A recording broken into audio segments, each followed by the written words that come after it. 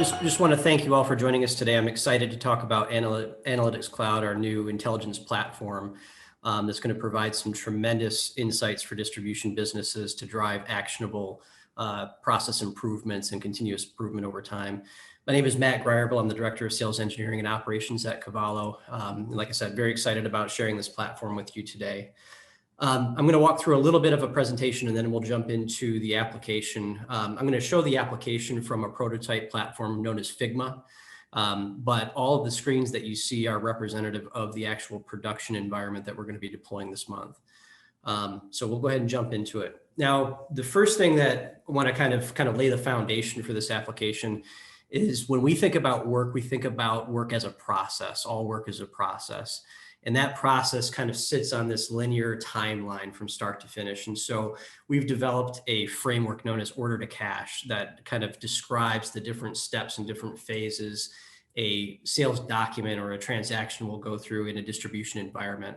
And so we map that out with sell and order, warehouse and fulfill, replenish, ship and deliver, and then finally invoice and collect. So from the time you get to the order to the time you collect the cash. Now, within each one of those process segments, there are a number of different activities that occur that kind of roll up to that. And so whether or not your order to cash takes 30 minutes or 3 hours is largely dependent on how efficient you are at moving those transactions through that environment, how much visibility you have, how much control you have over those documents. And so first, just kind of laying the foundation, work as a process, it follows this linear timeline from start to finish, and we're looking to make that as efficient as possible. Some of the things that can prohibit efficiency can be Six Sigma waste. So we heavily leverage the concept of Six Sigma waste when we're thinking about process and what could be a bottleneck, what could slow an organization down from achieving maximum efficiency. And so some of those waste types that we come across quite often that we want to bring to the surface with our analytics would be things like defect waste or waiting waste. When you think about waiting waste as an example, this could be a transaction or a document that's waiting in a queue for someone else to take the next action. A common scenario we come across is with drop shippers. So if you receive a drop ship order from your customer and you need to communicate that to a vendor to drop ship directly on your behalf, if you're sitting on that sales document waiting for the procurement staff to come in and then enter the PO, that is waiting waste that's occurring while you're waiting for procurement to cut that purchase order. If we really know what is needed to create that purchase order on the sales document, we should look for opportunities to automate that and reduce that waiting waste. Other things could be excessive processing waste. So if we're doing more work than what's necessary, excessive clicks, if we're running multiple reports to get the same piece of information that could be found with one click, we need to really think about those things in these environments. Motion waste is another one, movement without creating value. This could be physical movement about the organization, moving goods through your warehouse. It could also be moving papers through the operation. So if you have a pick ticket that went out to the warehouse and you're heavily relying on paper and you've checked off everything that you've picked on that document and now you're walking it front office so that the document can be invoiced. All of that movement back and forth and shuffling papers around, that could be considered motion waste. Another one, and I actually skipped over this, defect waste. You know, we often hear the word defect and we think manufacturing defect, something like a tolerance that wasn't met. This product needs to be an inch in diameter plus or minus 3 thousandths. That, of course, is a defect if you exceed that tolerance. But another concept of defect could be an error, something that's introduced to the process, transposing an item number because you're manually entering the data. This can be costly down the line and cause a bottleneck with time because you're correcting that error once it becomes very costly at the end of the process. And so a couple others, transportation waste, inventory waste, and then not utilizing waste. So if you have a process that's built around a very manual, redundant process where someone's clicking a button 500 times a day, it fails to recognize the true capabilities of, and so we're also looking for that sort of, not utilizing the staff properly when we're thinking about process waste and whether or not something takes 30 minutes or 3 hours.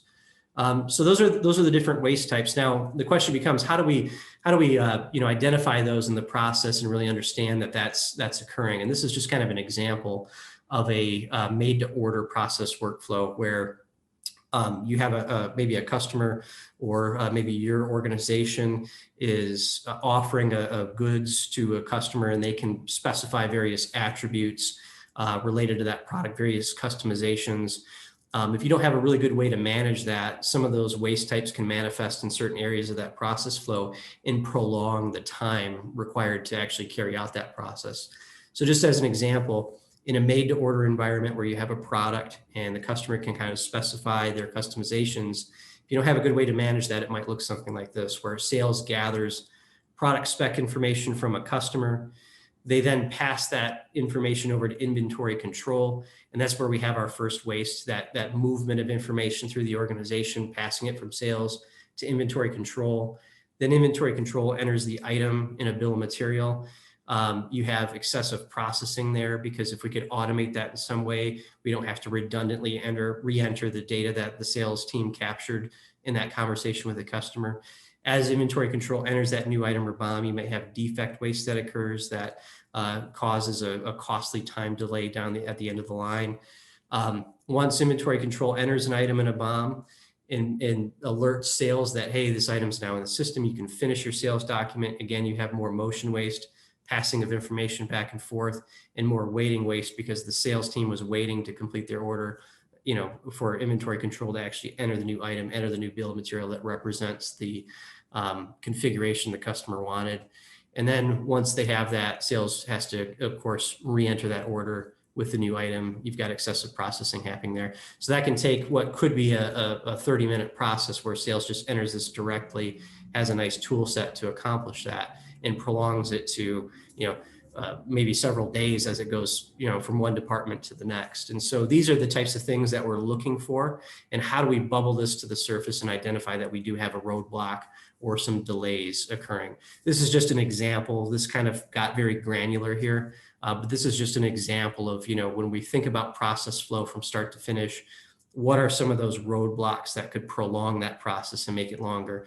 These are some of the things that are kind of the root cause. But ultimately, we need to be able to visualize that to know that we've got a problem. And so how do we easily visualize that data and identify those roadblocks and understand that we've got some times that are in excess of what we want to target for a particular process? And so now we want to look at Analytics Cloud. And this is just kind of a screenshot. We'll actually go in and click around in just a moment. But Analytics Cloud is meant to look at that linear timeline from start to finish and identify the velocity at which all of those transactions are moving through that process, and bring to the surface anything that's not meeting your average or is performing lower than average, so that you can take some action to correct that. If there's, maybe you need a better tool set for order entry, maybe you need to map out your workflow of your transactions better, maybe you need to automate notifications going to your customers because your CSRs are taking too much time doing that and it's causing delays. This is what's going to bubble that to the surface to allow you to do some root cause analysis and drive that innovation and that process improvement. And so this is sort of the home screen. And with that, we're going to kind of jump into the Figma environment now and take a look at the application. So let me get out of here, and I'm going to bring up Analytics Cloud. So the left side of the screen, when you get into the home page here, this is dedicated to the linear flow, that process flow, start to finish, of your sales transaction. So right now we're very focused on the sales transaction, from the time you get an order to the time you collect the cash. And so what you see here is a total document count. So how many orders you have going through that process. I have all the different stages that represent that process. So a new order queue that all the orders kind of fall into initially. Maybe there's a manager review queue where my documents flow to if I don't meet a certain margin requirement. Maybe there's a special customer situation where we need to get sign off from manager before we push that through to be picked, packed, and shipped. Maybe there's a situation where we have a customer that's on credit hold and we want to flag that, push that to management review. So, we have a management review queue, we have procurement. Maybe there's an order that has a back order on it. We need our purchasing staff to take action on that. Maybe we push them there. Pick, pack, ship, kind of a traditional sequence for distributors. Capture payment, ready to invoice. So these are just some example queues. Within some of our other tool sets that we'll talk about in another session in the future, we have the ability to create a workflow with all these stages, as well as the rules that govern the flow of documents from one stage to the next, and the automations that you want to occur. So if you want an email to go out, something to that effect, an automated customer notification, we can set that up. We'll save that for another time. For right now, it's just important to understand that that is the workflow that we've defined for the sales transaction. And in defining that, we get visibility, we get control over the documents, we can scale the business better because we've defined the route for all of those documents. So while we're looking at this, each of these bubbles represents an order that's going through that queue. The color of the bubble is an indication of the speed, the velocity it's moving through relative to your median. And the size of the bubble is an indication of the dollar value that that order represents. So in an ideal world, we want to see lots of large green dots moving through this view. If we have yellow, that means it's moving slower than average. And if we have a red, that's much slower than average. And that's something that we need to take some action on. And so we can see these KPIs at the top: 55 faster than average, 17 slower, and 32 much slower. And as we scroll through and we look at these queues, we can see that procurement, as an example, I see quite a bit of red there. And so I can drill into the procurement queue and get a little bit more granular detail related to that queue. And so as I drill into that queue specifically, I can see kind of a relativity scale here that indicates just how much time each of these documents is spending in each one of these queues.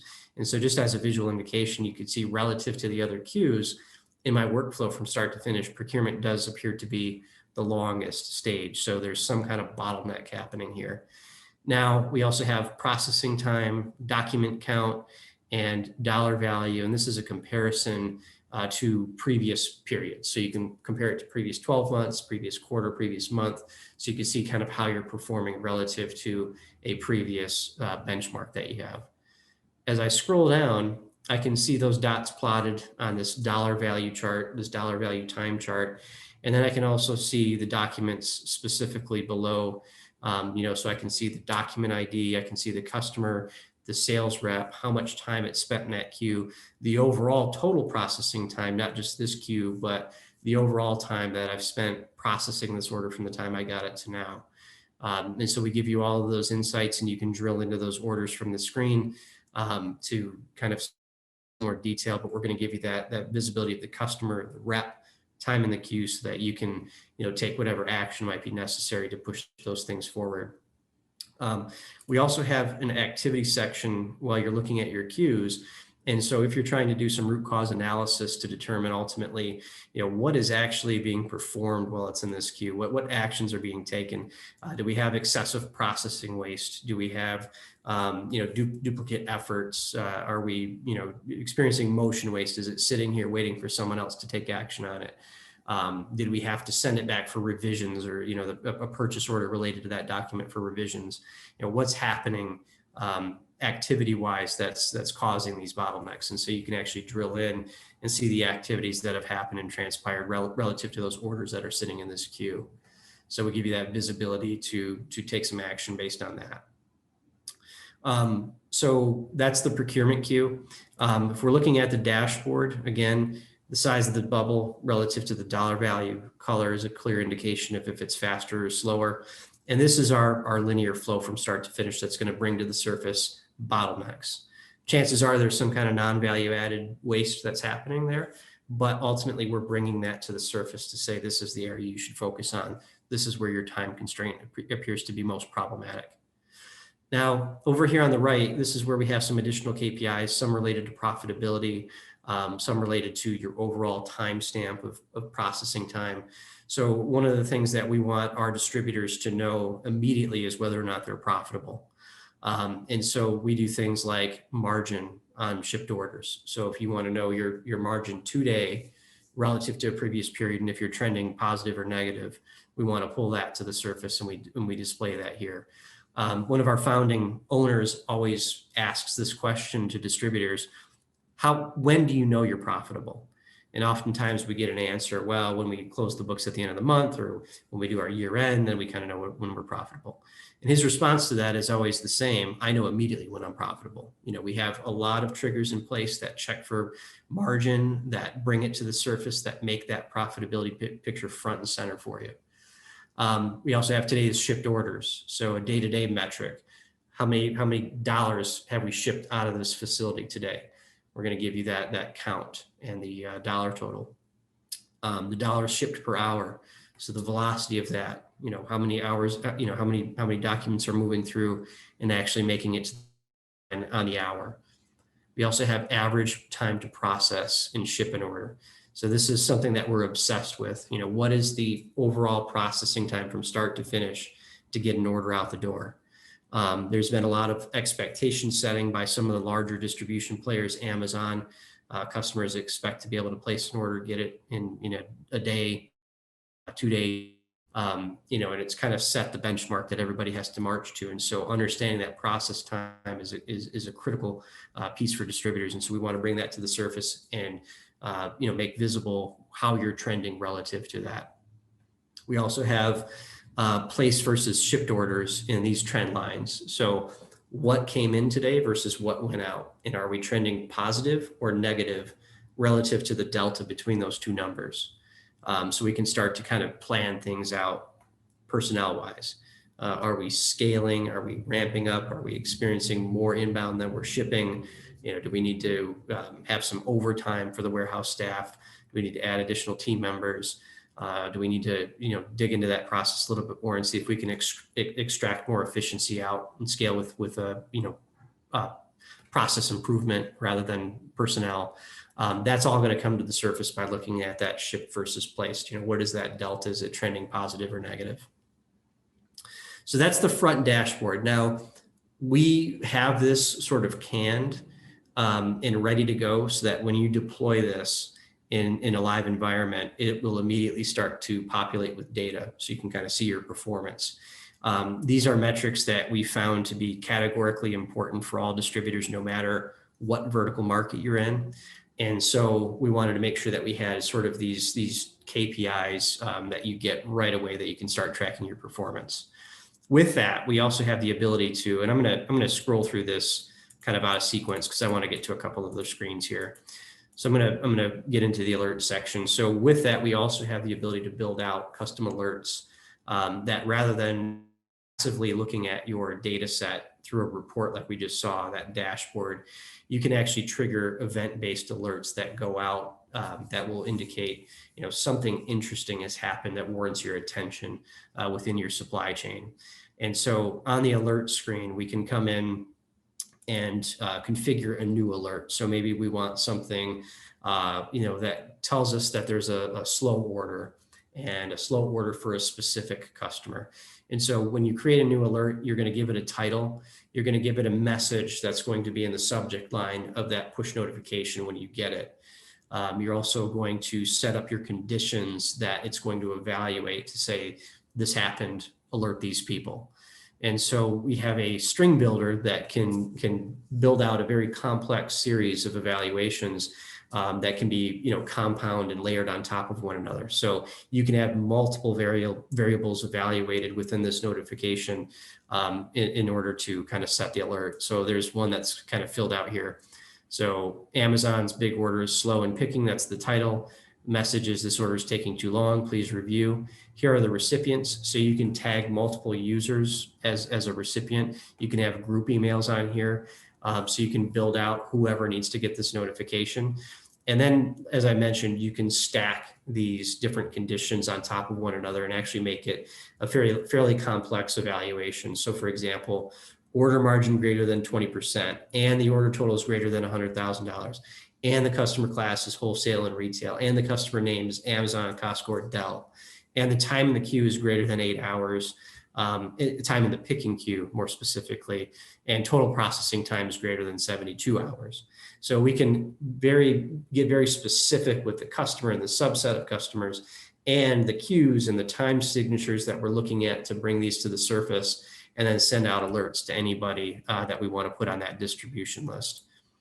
So this is kind of what the tags look like once they're all set up. And then as far as the notification goes, these can go out via email, and they are optimized for mobile. And so if you're accessing your email from your mobile device and you open it up, this is what you might see. You know, Amazon's big word was slow. That was that description.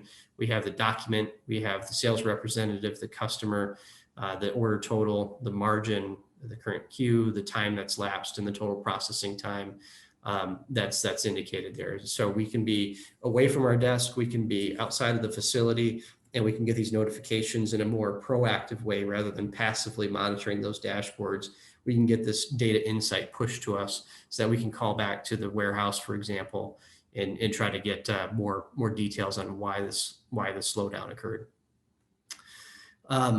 Additionally, there are more charts that you can build out. So you can build out dashboards based on additional business objects. So purchasing related data, sales document related data, you can build out these charts independent from, you know, the different canned reports that we provide. So it is a full-blown analytics tool that will allow you to build out dashboards to suit, you know, whatever needs you might have. But like I said, we had those sort of canned reports that it comes with that are categorically important for all distributors to be thinking about those time signatures from start to finish, as well as the notifications to be more proactive in alerting you to any issues that may arise on the shop floor. So with that, it's kind of a shorter demo, but that is our Analytics Cloud platform offering, and we're excited about this. This will currently work with a GP SalesPad desktop environment, and it's going to be available very soon for BC as well. And once you deploy this, you'll be able to get some insights into your data, really understand that timeline, whether or not you're efficient, and then drill in to make some process improvement changes where necessary. And so with that, Travis, I think you had a few things that you wanted to talk about as well.